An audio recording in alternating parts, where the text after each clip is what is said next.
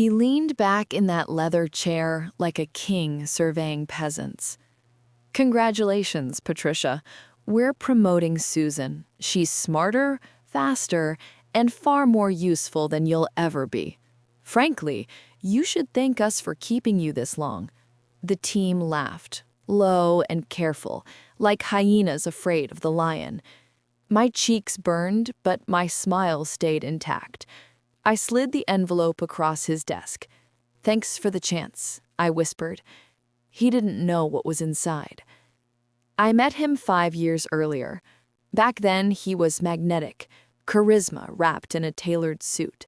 He shook my hand like he'd known me forever, promised growth, mentorship, a future.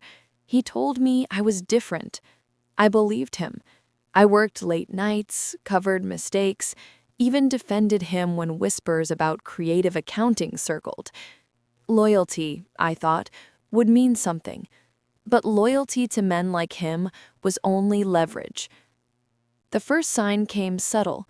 My projects were reassigned without explanation. Credit for my work mysteriously attached to Susan's name. Meetings I should have led happened without me.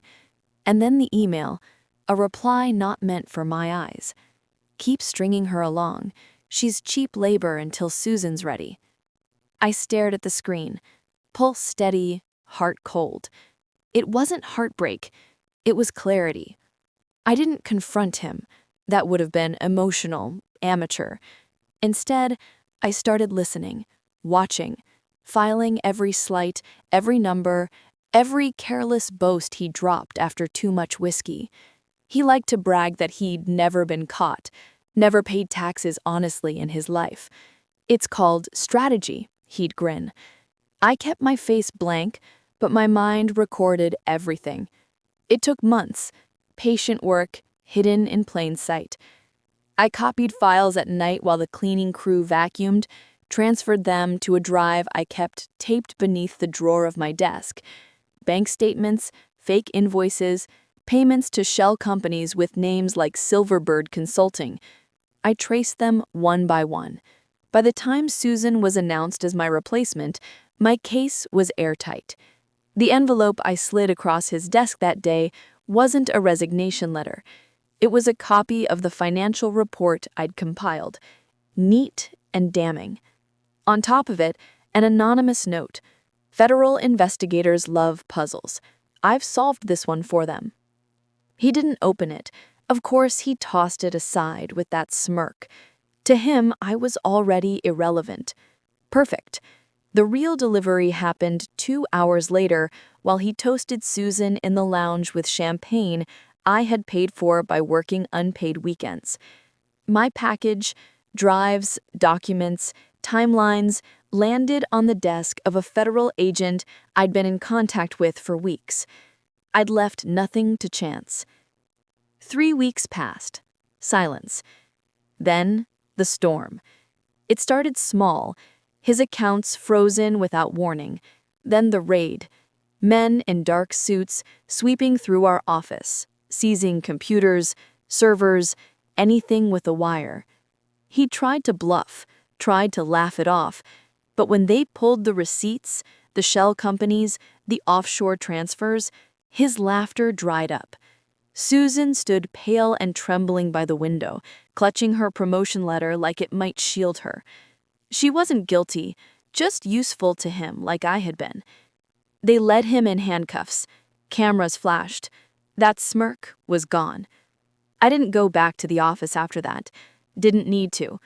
While the company unraveled in headlines, I sat in a quiet cafe and watched the news scroll across the screen. Millionaire CEO arrested for fraud. Lavish lifestyle funded by employees' sweat. My phone buzzed with messages from former coworkers. "Did you know? Were you surprised?" I replied with a simple, "I guess he wasn't as smart as he thought." Justice isn't loud. It doesn't need to be. It's quiet, precise, a scalpel, not a hammer. I could have begged for respect, could have fought Susan for scraps of recognition. Instead, I dismantled the kingdom he built on arrogance and theft, brick by brick. That night, alone in my apartment, I opened the final envelope I'd kept for myself. His signature sprawled across dozens of falsified forms, all in his proud hand, proof of his greed, proof of his downfall. I burned them one by one in the sink, not out of fear, but closure. People ask if I felt guilty. I don't. He gambled with lives, with futures, and assumed none of us had the spine to stop him. He underestimated the quiet one in the corner, the woman he dismissed as replaceable. And that's the thing about people like him. They never see it coming. When he leaned back that day, mocking me, he thought he was winning. But the truth, his fate was already sealed. Every laugh in that room, every smirk, none of it mattered, because I'd already delivered his sentence. And watching him fall wasn't just satisfying, it was justice.